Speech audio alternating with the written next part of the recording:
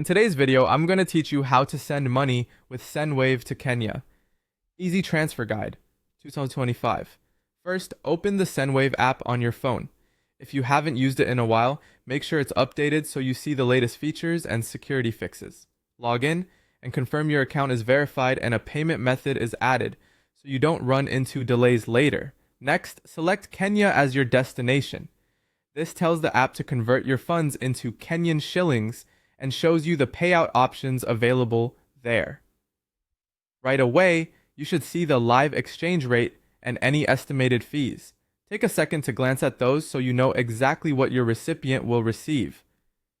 Now, enter the amount you want to send. As you type, the app will display how much will arrive in Kenya, including any fees.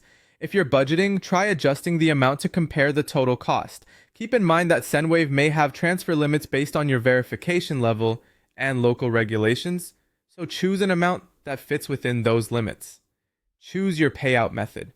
In Kenya, mobile money, such as M-Pesa, is often the fastest and most convenient, with funds typically arriving within minutes. Bank deposits can work well for larger amounts or when your recipient prefers their account, though they may take longer depending on bank hours. Some locations also support cash pickup. Pick the method your recipient uses most and confirm their account is active for that service. Add the receiver's details.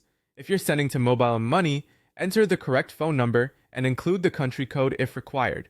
For bank transfer, provide the bank name and the accurate account number exactly as it appears. For cash pickup, the full legal name must match the recipient's ID. Double-check every digit and spelling. Small mistakes can cause delays or rejections. You can usually save these details for next time to make future transfers even faster.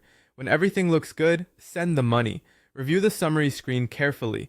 The amount, fees, exchange rate, delivery estimate, payout method, and recipient info.